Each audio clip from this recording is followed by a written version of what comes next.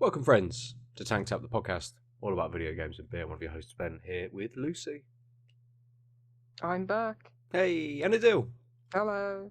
Hello. It's episode 430. It's still January, so I'm still on the non-alcoholic beers. Lucy, I think you are the same. Yeah. Cool. Yeah. Aadil, what are you drinking this evening?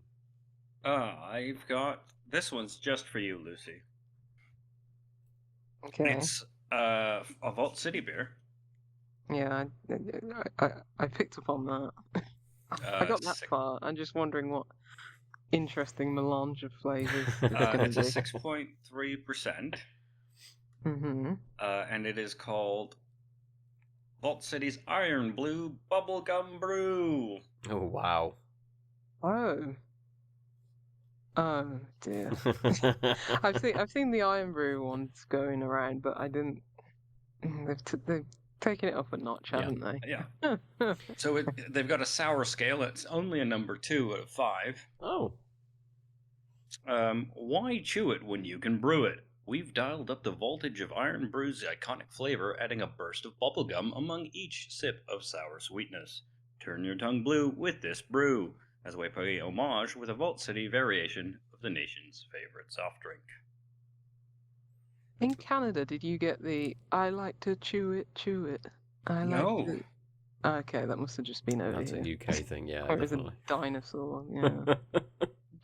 T-Rex singing "I like to chew it." Yeah, I remember Chewits. Yeah. Did they turn into opal fruits, or was that a different? Or was opal fruits turned into Starburst or something? I think. God knows. I don't like sweets. Obscure sweets from the 90s changing their names. Yeah. Cool. Good. Adil's getting that poured. Lucy, I have got the Weipel and True number 3, third time's a charm, alcohol-free beer. And it probably is it's more than third time's a charm. It's many times a charm where we actually sync up without even knowing. So yeah, I've got number 3 as well. Perfect. Mm-hmm. Let's get those cracked. There is a little bit of flavor text. I will read it. Third time's a charm. It's a West Coast IPA. Our delicious alcohol-free West Coast IPA, brewed in collaboration with Berkshire's finest elusive brewing.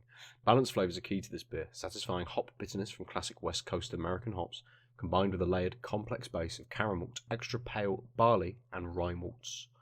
All but 0.5% of the alcohol is removed using market-leading dealcoholization technology. I wonder why they leave 0.5 in. I don't know the science behind it, because lots of them are alcohol-free, but actually I have been drinking a 0.0% beer the last few days. So I think 0.0 is a newer way of doing it. I think it didn't used to be able to get fully dealcoholized. Okay. As far as I remember, it like going to liquor stores as a teenager and someone accidentally buying like Beck's 0.5% because they just saw beer or whatever. Mm-hmm. Now I'm very curious. Yeah, I mean, because it's like you're punishing yourself enough. We're just going to leave you for 0.5 to feel human. Well, I drank. I can't remember what the brand was. It was like off the shelf from the supermarket. It was like 8 cans for £5 or something like that, and it was a Dutch brewery. That's all I can tell you. I think the tin was red with maybe some blue writing, something like that, or a white cardboard sleeve. Maybe it was in Morrison's.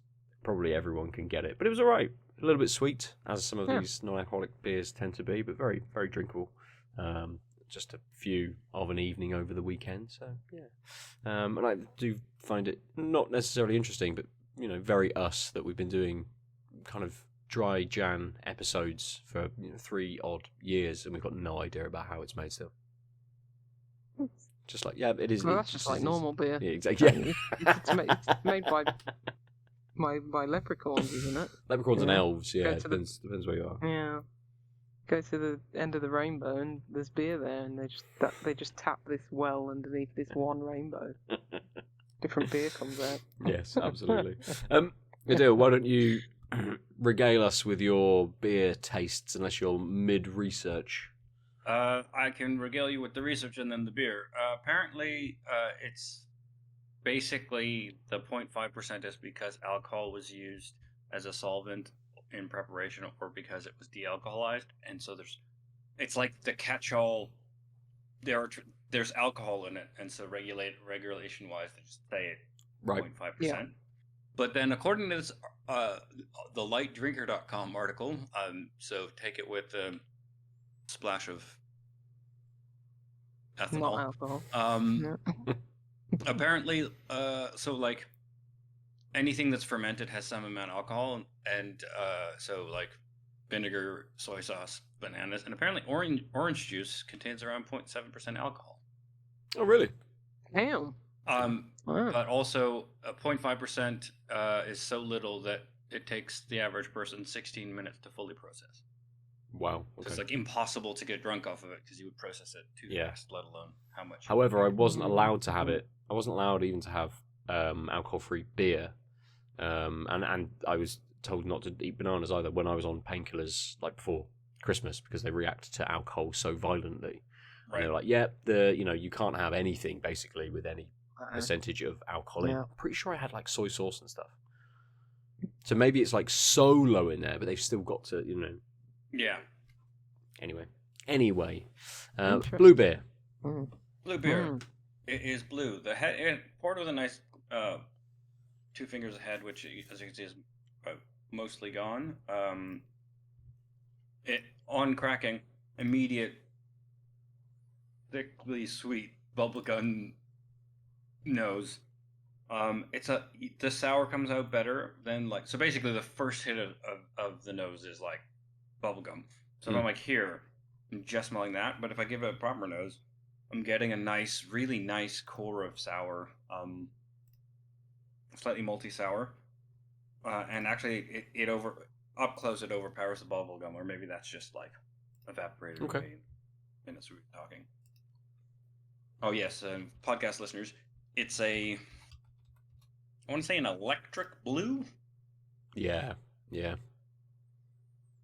looked like that mash gang that I had. Just it's just unnatural. Yeah. Either I'm getting a little sick, or my mouth is just confused. That first sip, I don't know what to make of it. Let me give it another one.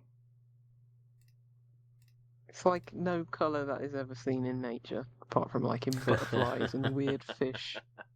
Oh, that's super interesting. I get a sour, so it's a 2 out of 5. If we look at the label, you would think 5 is the biggest. Yep. Yes. But I get a really nice tartness out of this, and kind of a bit of a tingling. The Iron Brew is coming, right? It's Iron Brew on top, bubblegum on top of Iron Brew. This now makes sense. Mm-hmm. I was thinking just bubblegum. I'm like, where's the bubblegum? And it's like after the main taste starts to fade, you get this like very artificial bubblegummy taste.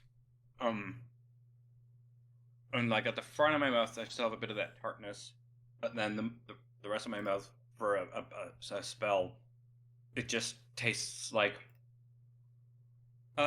what the hell is that? Double bubble. You ever have those? Did you have double bubble around here? These like in a pink wrapper, single serving, and it had a dumb cartoon comic strip in it, and it like was hard gum, and you would chew it. Not that I remember. Yeah. I think we have something similar. Anyway, or I guess even like excuse me, gumballs. Yeah. That like very kind of artificial taste that like after you chew it for a while, you're like, this tastes like not nature. Rubber. Yeah. You get a peak of that, which isn't great. But it doesn't last that long. And then there's just, to be honest, the tartness is the thing that lasts the longest. Mm.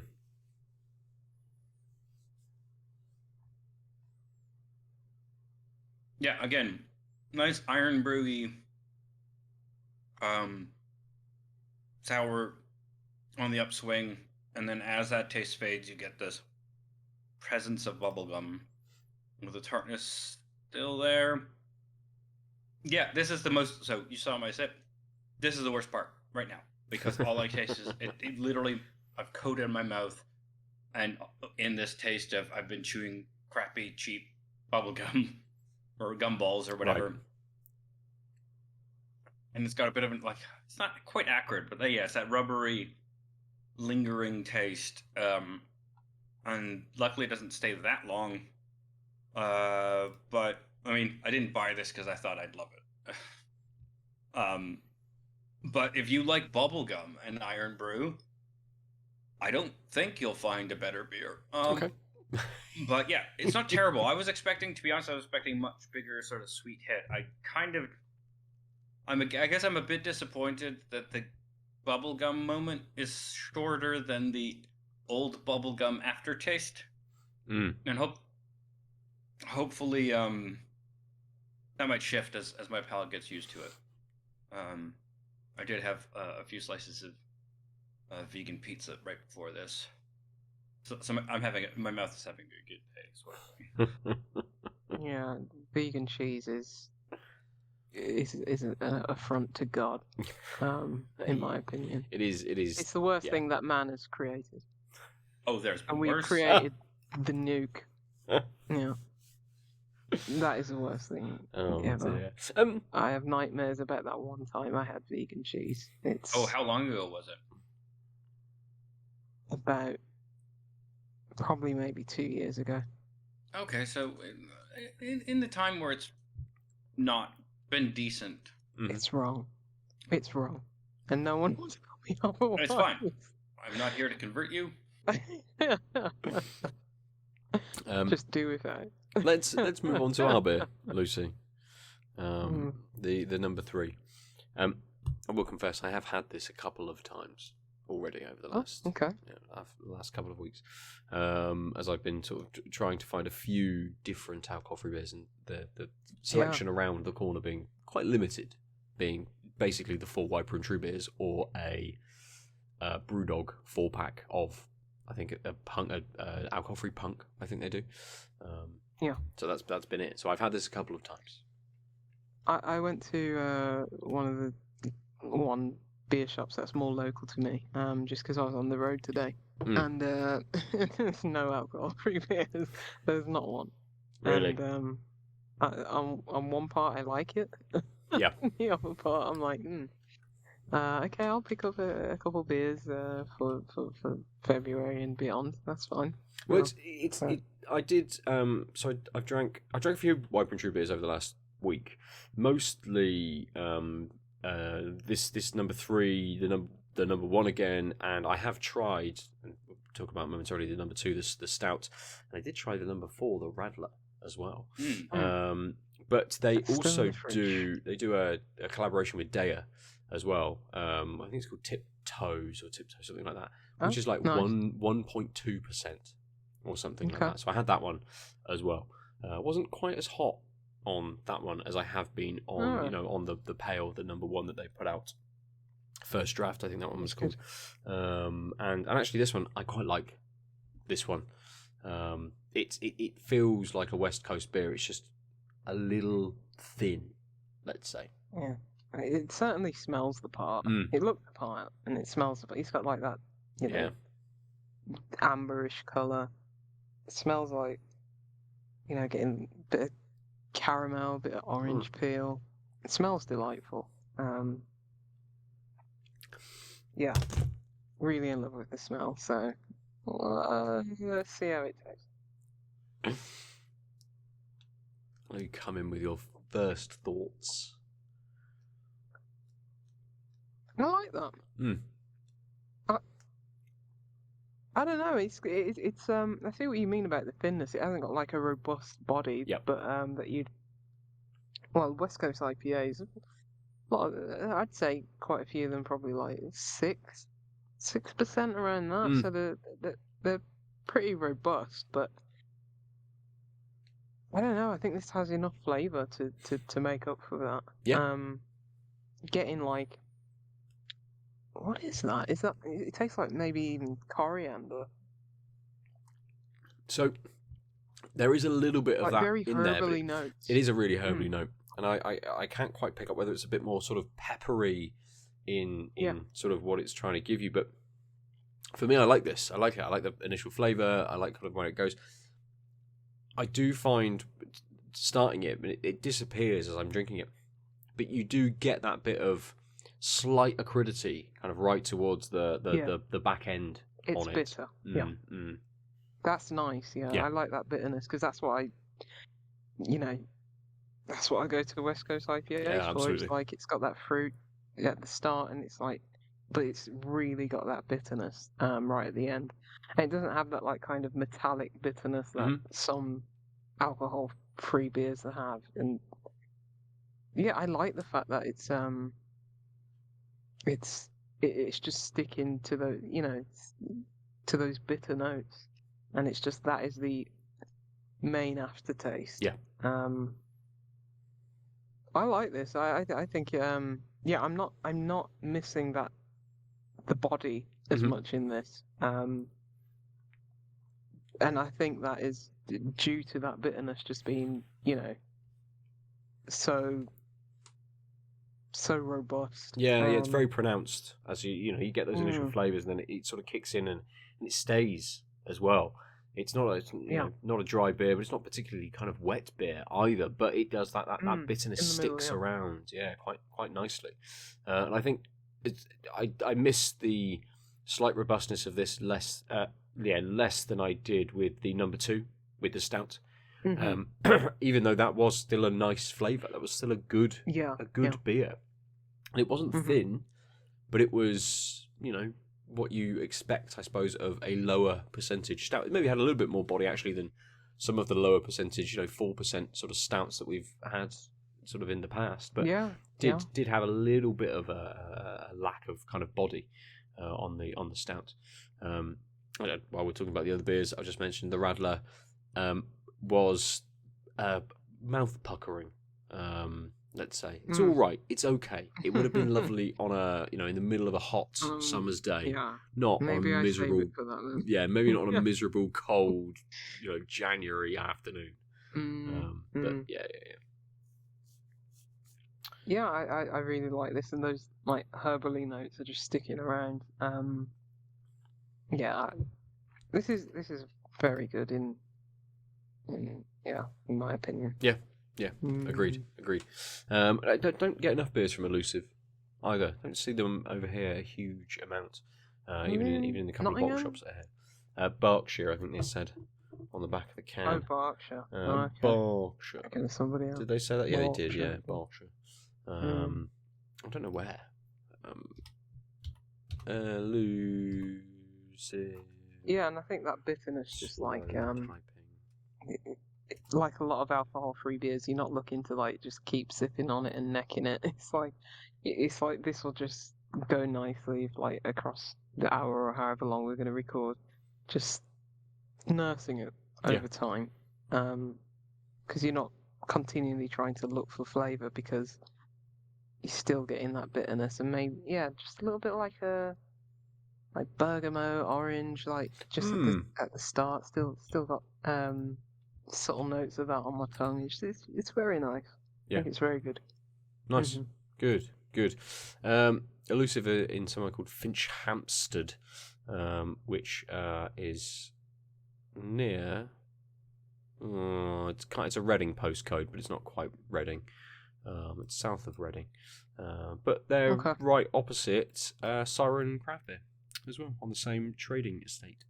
So there you go. Okay, yeah. Around those ends. Yes. Interesting. Yes.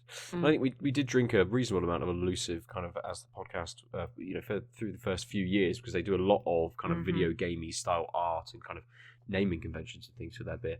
I don't know if they still do. I might have a quick look at their online shop and see if there's some beers that I could get in the next few weeks, ready for launching back into drinking some more alcoholic craft beers. But let's move on from these, and we'll enjoy them, and we'll return back to them later to talk a little bit more Oh, did I tell you what? I had some of that Guinness 0% Oh yeah. beer. It was disgusting. It tasted like vomit. It had a vomity smell and a vomity taste. And I'm not sure because I haven't had Guinness in a can for a while. Okay. If that is just how Guinness tastes, I don't know. From a can. Because I like Guinness on tap, but in a can, I haven't had it in a long while. So I've maybe not had it that's for a just how while. Guinness tastes. Yeah, and I tend to not buy the whatever they are now in the 440ml cans that you buy in the multi-packs in the supermarket. I tend to buy the kind of the Guinness 330ml cans that you get in the World Foods aisle that's been brewed to ship over to fucking Africa because they sell a load of it over there. That's the Guinness that I generally sort of buy, which is nicer. It's a bit more bitter, but it's still sort of smooth. But I think it's kind of one where the alcohol. Don't they have a factory in Africa now? They probably do. In like I wonder. Nigeria? Maybe it's imported here from there. I don't know. That's to be a fair. terrible carbon footprint for Guinness then. Yeah. You know, it's like. Yeah, I mean, I wouldn't be surprised. They'd be like, forget this Brexit red tape. Exactly. We ship people there. They ship beer Guinness back to us. That's the thing. That's the way that it works. Good. No, I know they're the biggest consumers of Guinness now. Like, are they in Africa? But yeah. Okay. Really? Yes. They love it. So I can't remember. I'm gonna have to Google that. Guinness have had a bit of a drop, haven't they? Recently, and it's not been going out. They've not been brewing as much, so it's not been going out to as many bars and pubs and stuff. And I know that's had a big impact on other people that brew stouts. So the pub around the corner, which normally has Guinness on, had, I can't remember what it was, someone else in with their sort of with their stout offering, which to me seems great. That it's not just every pub has Guinness in. Getting to a point where actually they haven't been able to fulfill their orders, so actually people are going to other brewers for their stouts and stuff. So yeah, a good, almost I suppose not necessarily for Guinness, but a good moment for a bit of a resurgence for other breweries and their sort of stout offerings as well. Cool. Sorry, Nigeria are after the UK in biggest consumers, but they've eclipsed Ireland. No. Ireland's very small. Ireland's not a huge population, is it? Yeah. So. I mean, Nigeria is probably probably 10 times the size of Ireland. Probably, or something, so. yeah. But yeah, they have I've got Guinness Nigeria. Interesting. Yeah, so I'm going to be looking around that website for a nice. Anyway, continue. Perfect. Let's a little bit of chat. Let's talk about some games then for a little bit. And as I understand it, it's maybe only me who's played something this week to talk about. So I'll launch straight into a bit of a chat about Antstream Arcade, which I've mentioned a couple of times on previous episodes. But it's a cool little platform that I wanted to experience more with Evelyn, because Antstream Arcade is essentially a platform for a bunch of retro games, and they boast on their website, I think, 1,300 titles at the moment, 1,300 games, but it is a like PS Plus and Game Pass it is like a rotating library of stuff. So stuff comes in and stuff kind of goes out as well. I don't know what the criteria for that is, but just a bit from their website, Antstream Arcade is the world's largest fully licensed library of over 1,300 retro games featuring legendary titles from Atari, Bandai Namco, Taito, LucasArts, SNK, did you say IREM or IREM? I don't know, and more, faithfully optimized for modern play on PC, Mac, mobile, and console. So we've been playing on PS5. We've got 2 pads now, so I have been taking Evelyn through a bunch of Mega Drive games that I enjoyed as a kid. I'm watching her horror at how terrible they are, and going back to a bunch of arcade games as well. and trying to play as many multiplayer sorts of things as possible. And I'll talk about Evelyn's experience first before I talk about sort of the platform, I suppose. But she likes it and she hates it because she wants to play all of these old games, and she's like, oh, let's try Pong, and it was just so shit. Like it just, and I didn't age well when I was a kid. No, absolutely. How did people play that game? How did anyone hit the ball bouncing around? Oh, I mean, did you ever play it with the original? No, I've never played with the dial. It was so sensitive. Right. That controller, which was like a little plastic thing with a wheel on it. Yeah. And you're turning clockwise or counterclockwise. And when I say wheel, I mean like it's just a hunk of plastic that rotates. It is a circle. It's not like it was grooved or like a steering wheel or something where you could like hook a finger on and like drive it. Just a twisting motion. Yeah, and I think it doesn't quite translate on some of the games to a gamepad. Ultimately, a couple of games we played. I think it's Top Gear 3000, Continental something. Warfare. No, it's a racing game. So she's really enjoyed the racing games. I know. I'm thinking of like Call of Duty. She's enjoyed the racing games much more than kind of anything else. And we tried Gallagher and some of the sort of shoot 'em ups. I think it's Ghost Planes, something like that. Continental Circus. There we go. The name's just popped up. I haven't tried her on any of the Star Wars games yet because she'll just want to throw the pad at the screen.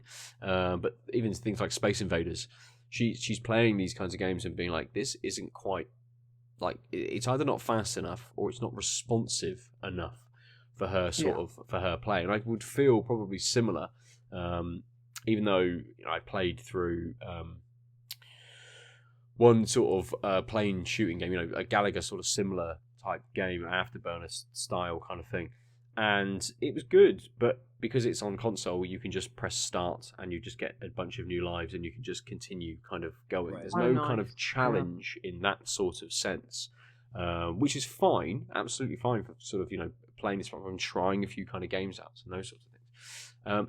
But the thing she enjoyed the most was Bubble Bobble, where you're just shooting bubbles at enemies and jumping around. Like, yep, she was like, cool, this is fine. There's two things I can do. Mm-hmm. I can shoot bubbles, and then I can jump at the things that's in the bubble. Great. We're playing multiplayer, so we're both on the same screen, both jumping around. So yeah, that was the thing that she really enjoyed the most out of kind of everything. And I can see the simplicity of it. The same as Pac-Man. Pac-Man's been the one that, if something she's going to play by herself, that's the one that she kind of wants to play by herself. Because again, just the simplicity of it. There's not much you can kind of get wrong in it. Obviously run into sort of the ghosts and stuff, but it's very simple to control. Same as Bubble Bobble. Very simple to control. And I think that comes across in a couple of the other games, things like The Lion King, which was notoriously difficult when it came out on consoles and Mega Drive, on SNES. She tried that and instantly was like, no, don't like this, don't want to do this.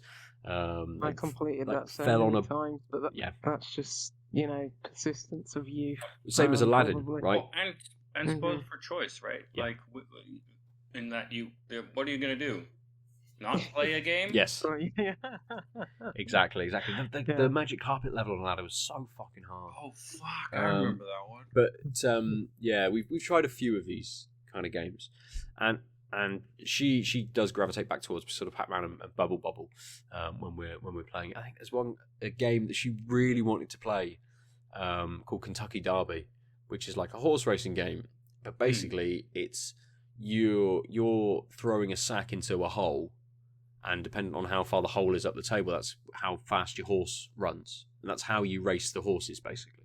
And so you've got this thing moving across the screen, and you've got this hand, and you control the strength that it throws it at. And she kept trying to do it, and the ball was just not going on the table, kind of thing. So that one took a little bit, simple controls, but took a little bit of kind of getting used to. And I'm like, let's turn this off now. She's like, no, I'm like halfway through a race, and we've been there for like 5 minutes just watching her fail at this thing. It was so slow. It's like the slowest experience. you could probably ever have in an arcade. But I'm enjoying this kind of for myself a little bit as well, because it's not just the library of kind of games. They do a bunch of like community challenges. They highlight games and all of that sort of stuff. So you can kind of jump in, and I don't know how some of these scores are set, but they'll do like Pac-Man, right? And someone set a score at 20,000 points, and you can go on and have your attempt at trying to beat their score. And you get points, you get coins and things like that. You have to pay coins to do some of these challenges. So I could do it once for free, and then if I wanted to have another go, I'd have to pay some coins to be able to do it. It's quite generous in the amount of coins that you kind of get. You get some for logging on, you get some for playing specific games, you get some for doing certain achievements and things like that. So it's quite liberal in terms of kind of what you're getting. And I'm nowhere near having tried a bunch of these different challenges and things in games. You know, Metal Slug X and things like that, which I've done a few little challenges and things like that in. It's kind of nice to go back and be like, cool, let's see, actually, I played this on the Mega Drive when I was a kid, or I know I played this in the arcade. Was it any good? Okay, yeah, fine, I get the gist of it, it's cool. Was I any good? No. No, I was not. I'm still not very good at it now. And I can't beat the score of 3 that this person got on this game. I've died instantly, sort of thing. So it's a nice kind of nostalgic trip, you know, right back into sort of gaming history, and it ties in because I got Mike Diver's console book for Christmas as well, which basically he just charts the last 50 years of consoles, ultimately picking up and writing about every single console that has existed. So there's tons of stuff in there that I've never heard of. But just sort of reading through the first chapter on essentially sort of the, you know, how consoles were invented and stuff like that, it's kind of not necessarily pushed me to play this a little bit more, but it's just a nice kind of tie between the two sorts of things, and being like, cool, I'm currently reading about the Amiga, let's play some Amiga games and just see what those experiences were kind of like. Similar to how I sort of experienced Johnny Garrett's Year in Beer book as well. Like, cool, it's October. I'll read the October chapter and I'll find a couple of beers that he's sort of talking about. It's a nice sort of experience to have side by side, really. Yeah, definitely. I think that's how I read Year in Beer as well, and I come back to it like every few years. I remember when Antstream launched. And well, I was sent a code for it, and I was like, "Yeah, this is really cool. This is, you know, there's something here." And it was like, I don't know if it has the legs though. So it's really cool to see that it's still around at this point, and it's just like clearly a service that, you know, people are. Is it a one-time purchase, or I know? It's a subscription. Like it's a subscription model. Yeah. And I think you can buy like a lifetime subscription. Yeah. So you can pay sort of one-off. But then I think it's like 30 quid a year, something like that, maybe. So maybe a lifetime purchase is a few years cost. It's still kicking around, because I was like, yeah, this is really cool. And yeah, I was the same. I was like, flitted around a few games, but then I just ended up playing Burger Time every single time. It's just like, why play anything else? We haven't tried Burger Time. I mean, I doubt Tetris is on this, but has Evelyn ever played Tetris? She hasn't played Tetris, but she's played some more modern, like, rip-offs of it on her tablet, kind of thing. Right. You know, similar kinds. Get her on Tetris, man. Yeah. I don't know whether she can beat the world record. She's got time on her hands. How old was that kid? He was like 11 or something? To be fair, yes. Yeah. She can do it. Let's see if I can get her on Tetris Connect or something like that first, just so she can be like, oh, look at all of these colours, and then take her back to the original. She's like, what the fuck is this? Where are all the colours? Where's all the music? What's going on? Well, you know, if she wants to get into games, just play the best game ever made, and you know, she'll be fine there on it. Well, it's funny because you know, I'm trying to sort of be like, oh, she likes the Lion King. Let's see if she'll enjoy the Lion King game. And I think it was just too head bashing for her. And just like, no, the IP itself is not just going to get me through this experience. I can go and just play something similar, which plays much better. That I've got no idea, it's a My Little Pony one instead. And I'll just play that on my tablet. So it's interesting that, I suppose, again, as you mentioned, Aadil, when we were kids, we didn't have much choice. We had a game bought for us for a birthday or for Christmas, and that's what we had for 6 months until we went down to the secondhand shop and traded it in for something cheaper that we hadn't sort of played before. So and like multimedia was very novel at that point. Now everything is a comic, a film, an interactive experience, a game, an escape room. You didn't have that back then. It was like, oh, they're making a game. They're making a Lego of this and that. It's like now it's just like commonplace. So yeah, I think I did go back to them from one of the Disney collections that they did, and yeah, it's something where it's like, oh, this is like muscle memory to me, but even so, it's still like, oh, I died. A bit frustrating. So for someone who's not very adept at games because they're a child and didn't have those same frustrations as we did, why bother? Absolutely. Just watch a YouTube video. Absolutely. And I think it's kind of, I can't remember. I think when I was about 8, 9, or 10 when I got a Mega Drive. So I was her age now when I started playing, these sort of more simple games like Sonic, FIFA, Italian 90, Hang On, stuff like that. Where it's you have the time to be able to put into understanding how the game plays, and some of them are very simple to understand and are very quick to kind of pick up. But you have the time to put into it, and I think you're right, Lucian. Like if you want to play Sonic, that's it. That's all you had. You had one game. That's all that existed at the time. So that is what you played. Unlike now, if you want to experience Sonic, there's been multiple cartoons. There's been multiple comics. There's now multiple films. There's multiple games of varying different. Yeah, exactly. And all of the games have different art. Yeah. Experience it all if you want to. Every facet of Sonic culture. Yeah. Just get right into it. I'll try and keep her away from those. Don't have to use your imagination anymore. Wasn't Sonic simple when it was just him versus Dr. Robotnik? That was all we needed. Yeah, I enjoyed those, original 3 games. But Sonic is bad. I am willing to accept that. I really enjoyed it for what it was back then, but just the whole concept of it it's not great. It's rubbish. It's like, oh, I've got to go fast, but it's like, yeah, but none of these levels are actually designed to go fast, and it just feels bad if you go fast or if you go slow. When he run out of steam and you're trying to go around a loop, and he's just like, he just falls back down. It's like, I don't get why people like Sonic, like now, like why would you ever want to play something like that? We know better these days. And it's not to hate on Sonic, but it's like kind of trash. And so when the new Sonic game comes out and people are sad, I'm just like, did you expect anything else? We've moved past this. Yeah, it just never had a good flow state like say a Donkey Kong Country or something like that. I'd much rather play either one of those.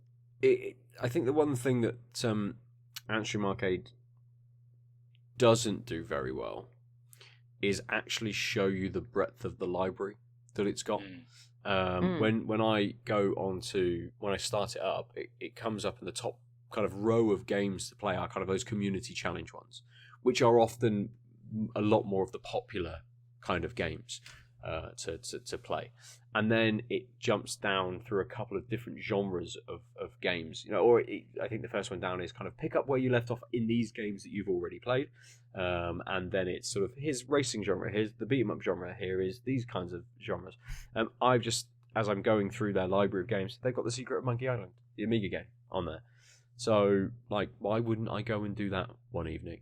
Great. I absolutely go and spend an hour with that, if not more. To hear the opening theme music, I'd put it on every day, just to zen out to that. And there's music. stuff, again, stuff from my youth as a kid, California games, stuff like that I've just never experienced since having a Mega Drive 20, 30 years More than ago. that. Fucking hell, jeez. 20-ish, 30 odd years ago. So it's I think they could definitely do more to push the breadth and the amount of games they have in their library. On even on just the front page, it's not curated.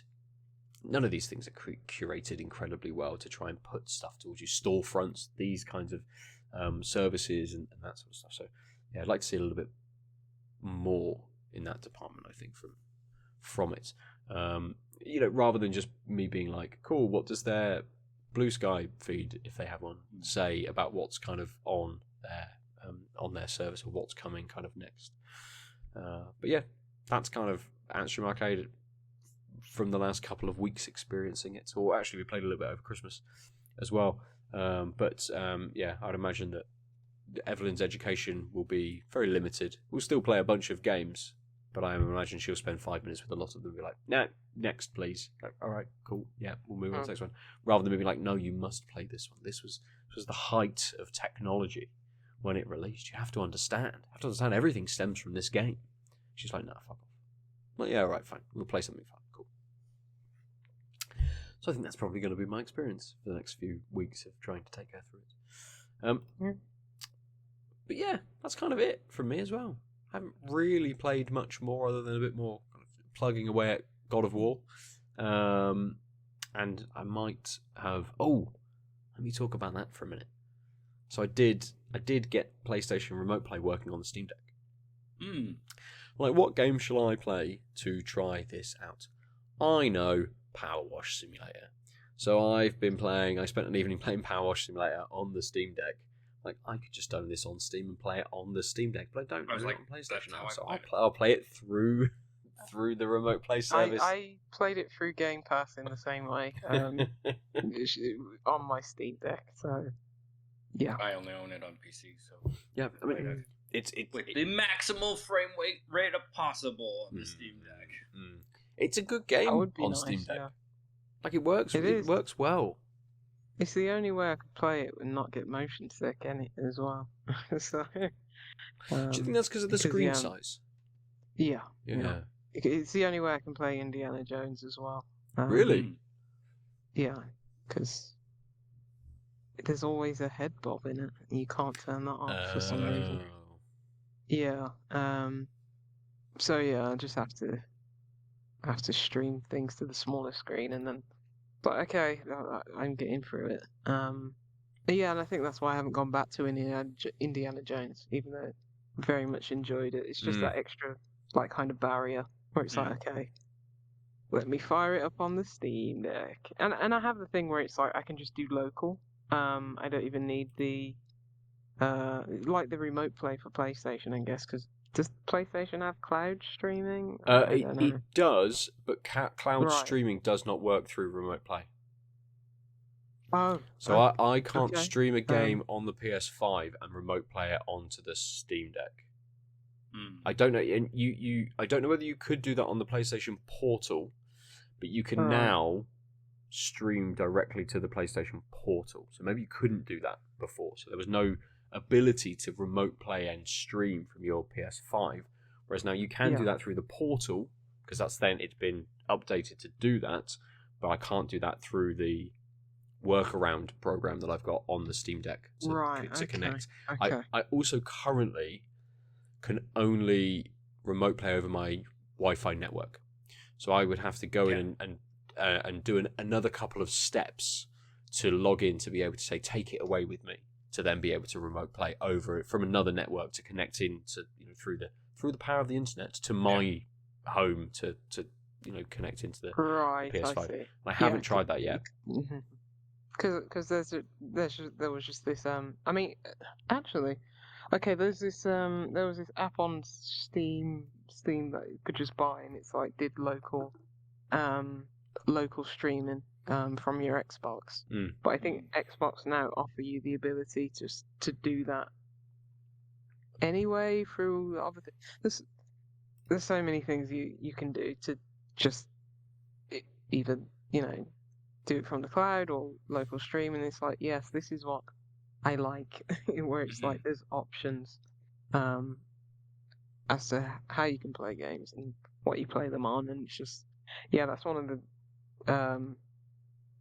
at least good things that Microsoft have done in like the last 10 years to the point where it's like, oh, there's a lot of choice of how I can and want to play the games. I'm pretty sure like the Xbox store, if that is still even a thing, is still basically broken on PC, but what we're gonna do. Is it the Windows One store? Is step it the at a time, Xbox store or is it the Windows store on PC these days? Who knows? Who knows? It sort of seems all broken because I mean Windows 11 is just a train wreck anyway, so it's probably just even worse now. Yeah. So I'm glad you got that working. It's because I was thinking. Well, I was talking to Francis earlier today about the Switch 2, which looks, it looks sleek, but it doesn't have all my Xbox games and all my PC games on it. So it's like, other than I'm sure very good software that's coming to it. What's the incentive to get that over than just playing my Steam Deck? And I suppose the Steam Deck wasn't out when the Switch released, so part of the Switch, the appeal of the Switch was being able to have the handheld sort of powerful handheld. Absolutely, right? And sort of sit there. But I suppose at least there were a couple of games like Breath of the Wild and things like that, which were sort of system sellers for people. Not having seen anything really on the Switch 2, is there anything that they've got kind of that might be system seller kind of thing? I know they're talking about backwards compatibility, so you retain your library still exists across. Yeah, which is really nice. Yeah.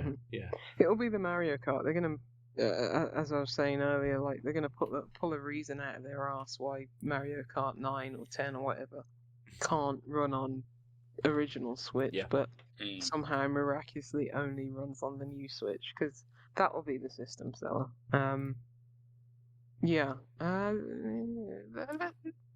Maybe they'll, I mean, if they're coming out the gates with a Mario Kart, I'm guessing they're just wanting that to sell immediately right out the gates. And it will. So, yeah. But there's no big like Mario game. There's no big Mario game coming. There's no Metroid. No, but people don't actually care about a Mario game. They care about Mario Kart. Yeah. Because people are sick.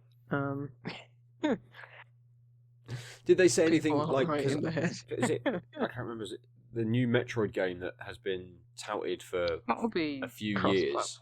Yeah, you think that's going to be cross both of them? Yeah, it will be, because those games do not sell. Metroid games do not sell, so they'll want to get as big as a client base as they can to sell that. Whereas they know they're not taking any hit if they just say, "Oh, Mario Kart is only on the new one." They're just going to sell more of those thingies, and I don't know. I don't know why or who finds Mario Kart fun. I don't get it. Hundreds of people. Yeah. Billions at this point, but seeing as that game's probably sold like 70 million copies. Yeah, it's not fun though. Play a real game. I think it's where you were talking about it. Was it last week? Where we sort of mentioned Aadil. You sort of mentioned, your niece and nephew sort of playing it, and that was Lucy. Your experience of it being a bit more, or these days the newer ones being kind of a bit more. They drive themselves almost. Yes, it's a baby game played by babies. I played Forza and Gran Turismo. Like a real game. That's what we were brought up on. Crash Team Racing. There's actually one of the games on Antstream Arcade, which we didn't go into because it looks incredibly complicated in terms of the controls, was a Street Fighter kart racer as well. But one where you can like punch and kick and do stuff. So I imagine you're driving along. I don't know this game. Let's try and find it. There's a Street Fighter. I don't know if it is a Street Fighter actual kart racer, but it does absolutely have Zangief on the Annie Honda Racer. on like the front of the box. Oh Street my Racer. God. There you go. I have never seen this game before. This is excellent. Oh, it's got Frankenstein. Frankenstein's on the front. Who knew? Oh wow. But yeah, This is when things were cool and people would experiment because there was money around, just flying around. Well, there was no rules or like. Oh no, I extra do remember IP. this. Oh, you know when it's like, oh my god, I played this and it was sat in the back of my mind from like childhood. I did play at my cousin's house. We did play. Oh my gosh, you've just unlocked a deep, dark memory for me. Because I just think like, oh. It's from '94. Okay. The I remember playing it. Yeah. Ah, that's excellent. There you go. Street Racer. But do you ever have that when it's like you don't remember something, a game, and then I don't know, you come across it and it's like, oh my god, I forgot I played absolutely. And this is what Antstream Arcade has done several times. Like I spent half an hour playing Chaos Engine. I'm like, what's Chaos Engine? This looks really familiar. And I played it through. I'm like, I had this. I don't know why I had this. This is not an appropriate game for children, but I did, and I'm playing it now, and it's fine. So yeah, the Antstream Arcade is definitely bringing some of that to sort of unlocking a few of those kinds of memories and be like, oh, it's a 2-player game. Maybe I played it with my brother. I definitely played it with my brother. Yes, we probably spent a weekend with it before being like, no, rubbish. Take it back to the shop and get another second-hand game instead. Yeah. Wow. That's made me happy. Yeah, just remembering that. And I remember another one that I saw pop up. It's probably a name I know, but Zool. I think it's more from Ghostbusters. But there's I can't remember. It's like a branded game. You remember when all those like random brands would just have a side-scrolling kind of game? Zool is one of them, and it's so trash in terms of its controls. Like I remember this. I don't remember it being this bad. But then it just unlocked a bunch of like other mascotty type games of this like Cool Spot and all of those sorts of things. I'm like, Cool Spot was great. I must have played so many of these. We rented that so many times. Yeah. Blockbuster Video. But it's absolutely there's definitely that not just the nostalgia hit, but just the memory of it as well. That this definitely brings up. Yeah. Good. Absolutely. Could I talk about a modern game with a very old inspiration? Absolutely. Yeah, because I just played a demo today. And it is a typing game. Okay. Nice. Bingo cards. Yeah. Tick typing off. Is it pixel art?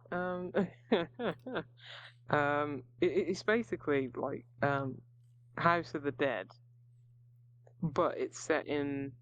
I'm trying to find the name of. But instead of like a on-rail shooter, it's called Blood Typers. That's a great name. That's a great name. Instead of like on-rail shooter, like House of the Dead and Typing of the Dead was. This is like a survival horror game, like in the vein of like Resident Evil, where you're actually like typing to like move the character around. It's like, to move the character like this way or that way, you have to type, just words that you see on the ground in that direction. So the only like real control that you have outside of the keyboard while typing is just looking in different directions. But yeah, I could see. I don't know if you'd want to play an entire game like that because like survival horror are known to be like kind of punishing. And then to have that and like already like slow methodical gameplay on top of an even slower kind of mechanic of just typing and stuff like that. I can see how it would be like maybe methodical, but on the other side, like maybe a bit too laborious and you know. But it was good. I played about 15 minutes worth, but I like the creativity of it potentially more than the actual what the finished product would be. But I like the fact that it's like, yes, let's make more weird typing games on different genres. But yeah, it was fun just being like, oh, okay, how do I get to this door? Am I going to need a certain key? And just like everything is just like typing based, and you're putting that as like an extra layer over the survival horror element. And it's like, yeah, this could be cool. I may not actually pick up the full thing because it may seem like it may be a bit too frustrating and slow, but I like what it's doing. I did enjoy my time with it. I did play it until I died. It wasn't one of those where it's like, yeah, I see the idea, just close it down. It kept me interested enough where it was like, yeah, I'll keep playing this for. Yeah, does the survival horror element add any sort of adds tension? Yeah, but does it add any sort of a bit of tension? But do you feel the need to sort of speed up your typing? Does it add any kind of level of not necessarily horror or urgency?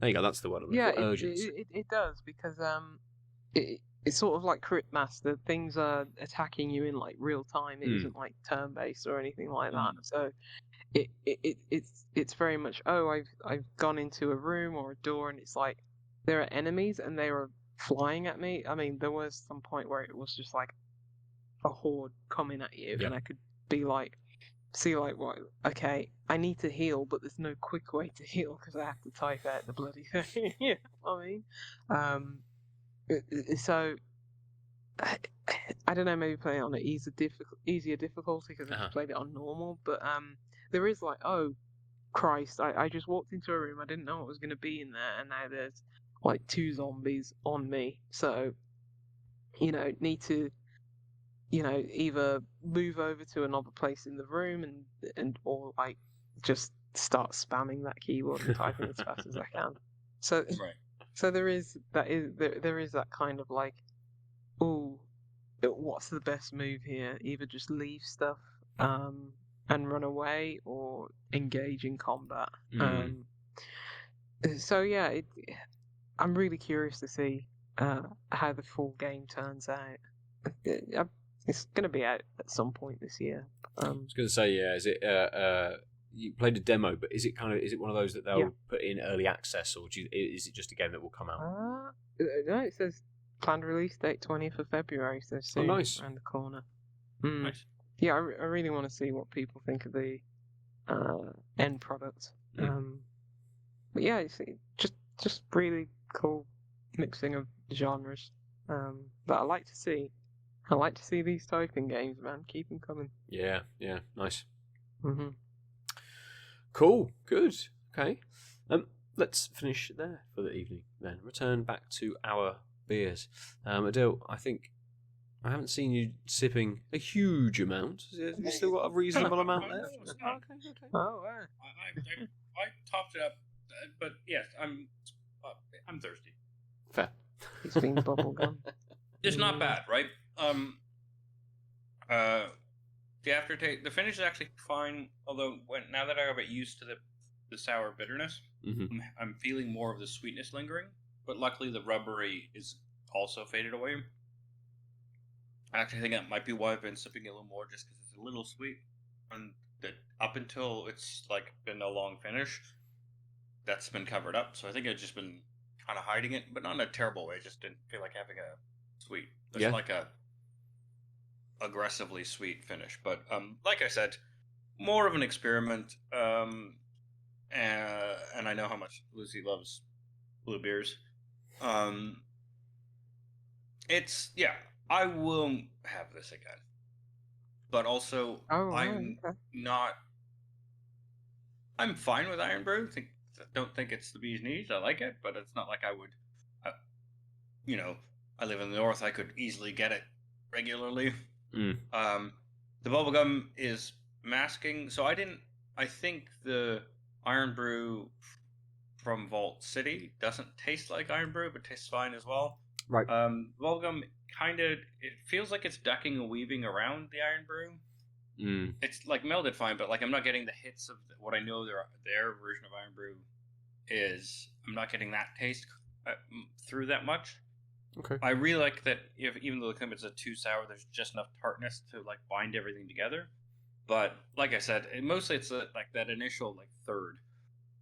Every sip was followed by that like rubbery, bad, old, stale bubble gum lingering mouthfeel and taste. And that's like, there's a reason why when I was in middle school, I went to the convenience store and bought real gum.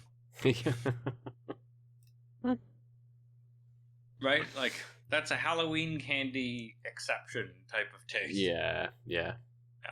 So, but again, if this is like the type of thing you enjoy, you will enjoy this. And it's not.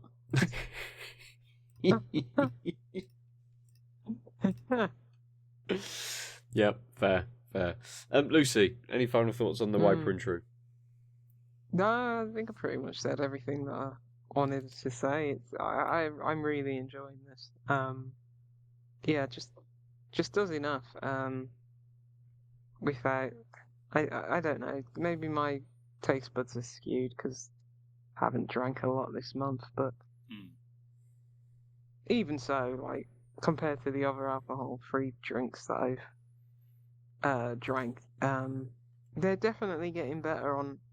As an average on the whole. And I think what's testament to that is that I just really haven't missed drinking this month as much, but maybe in previous years I may have because I just wasn't getting those flavors, that satisfaction. But this month is different, where it's just like I'm happy with a lot of these alcohol-free beers. So I think across the board they're just getting way better.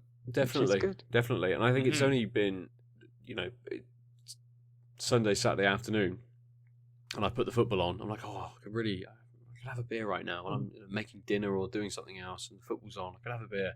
I'm like, actually, an alcohol-free beer is giving me that taste. It's giving me that sort of satiation that I want from this. So I don't need to reach for a something that I would enjoy, like a double IPA. I wouldn't be drinking that kind of anyway on a Sunday afternoon.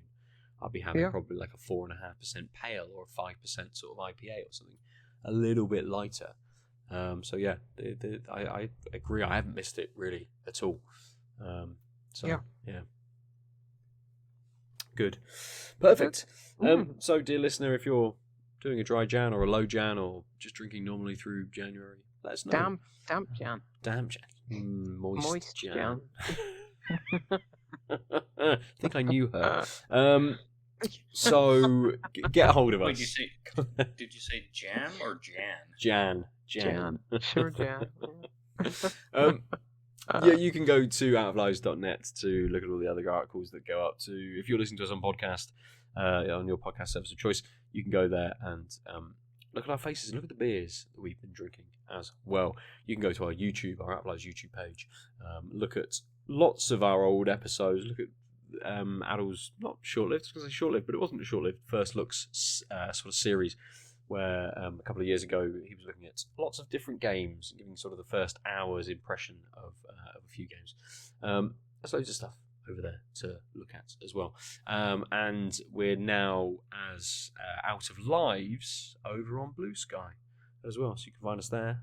I'm Nova 47 there now, and I've finally deleted my my Twitter Nova_47 account. So as I randomly was searching earlier for on Out of Lives for Civilization, what we'd covered previously, there's a bunch of when I became a dad 8 odd years ago, I did a bunch of kind of blog posts that pulled from Twitter tweets that I had put out. Those articles are, everything just says cannot find, because I've just deleted it now, and I realised there's things that reference that now don't make any sense. Right. Oh well, no one's going back to look at things I wrote 8 years ago. So, hey, the internet has dredged up weirder stuff from. Well, but the thing is, the modern so the internet used to be a permanent record of things, right? Mm-hmm. Because it took so little to run things that like even message board stuff just sort of limped on. Yeah. But like I remember growing up and like having friends very involved with the Something Awful boards. And when that closed down a few years back, I don't want to know how many years back. It's fine. I was like, oh shit, right. This notion of permanence is, but like with social media taking over, that's not even there anymore, and especially with like video content taking over from text. Yeah. Like we no longer have a permanent record of things because like that stuff costs money to store, and also it's not indexable in the same way, so you can't refine stuff. It's like, oh yeah, the internet is in a real weird place. Not only is it real shitty, but it's also like the good stuff is getting crowded out and probably won't be findable again because it'll be gone. Absolutely. And as whether it's websites that just closed down, there was a bunch of, it's kind of one of those where if you're a writer, if you're a journalist, I know this has happened in sort of gaming spaces for a few websites that have closed down.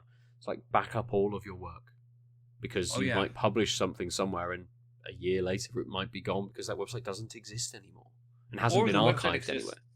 But they've but because of like a huge mass layoff, like a couple of these sites that like got bought out in the mass layoffs, they deleted all the content of the people who have quit. Yeah. Like Game Informer, that was just that was the one that disgusting. Vice did it as well, didn't they? With Waypoint, I think they got rid of a bunch of the old sort of stuff that was on there. But they had time to do it. Game Informer was like it was overnight, wasn't it? Like, yeah.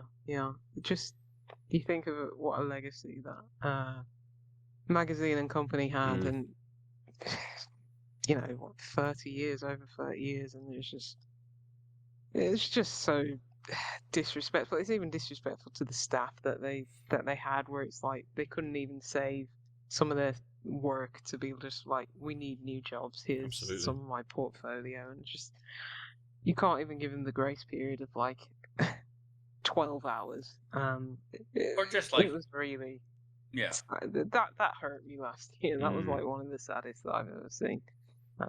Just gross. Yes. So it's GameStop, man. Yeah.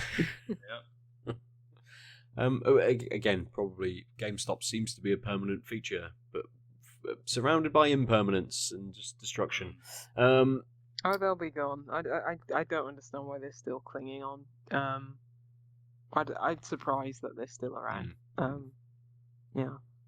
The Game Informer thing wasn't surprising. We all knew it was coming, but they've done it for years. Sudden nature of it was just really disappointing. They've done it for years, and I know over here, kind of Game bought out like Electronics Boutique at some point, so suddenly you just had one less sort of shop that was in sort of the kind of the gaming and technology sort of space, and then Game is now turned into kind of arcades or VR experience spaces and merch shops rather than kind of gaming shops and those sorts of things.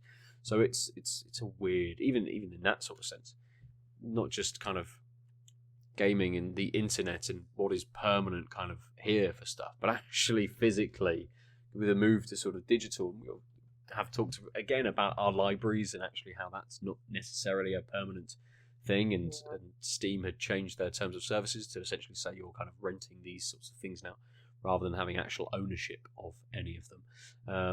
It's fucked. No one owns anything anymore. A weird one. Yeah, but I'm surprised it's still around because that's owned by Mike Ashley. Yeah. Yes. Because it's the Frasers group. Yeah. So.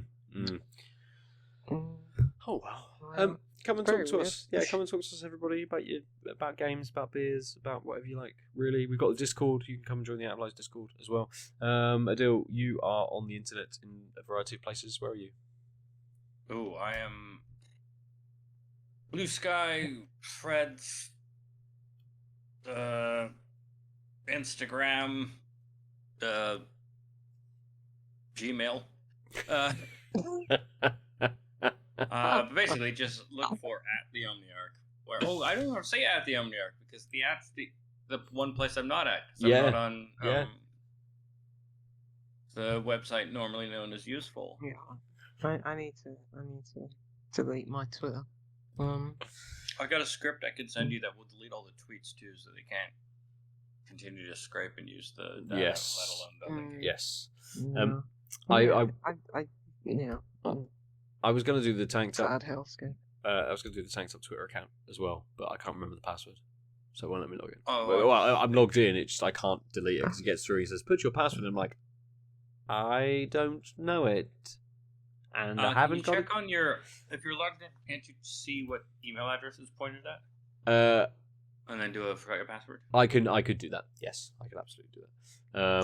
I think it's back at our Gmail that we never. I think so. Yes, I think. So. The one we just told the listeners to email at us. Yeah, we haven't given out the tanked up cast@gmail.com. We haven't given that out for years. Probably, it's probably got a ton of different codes sent to it because it occasionally gets codes sent to it as well for a variety of games and stuff. So it's just one person just asking us a question like, "Have you played Street Racer?" Today's the day. Actually, you should go and have a look. I do keep signing it up for different beer or different brewery sort of newsletters and things like that as well, just as somewhere for stuff to kind of go. But yeah, I probably haven't looked at it properly because I've gone, oh yeah, okay, Verdant, Brew York, blah blah blah blah. I'm sure, fine, cool. Maybe I should, just in case. Right, yeah, let's go now. That's enough rambling and signing off and being on or not on the internet. Get us in all the normal places. Thank you very much for joining us this week. We've been Tanked Up. Goodbye. Bye. www.outoflives.net